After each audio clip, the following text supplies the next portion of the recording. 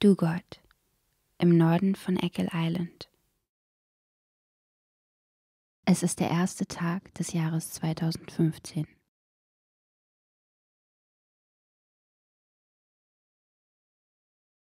Nach einem kleinen Spaziergang geht's endlich los.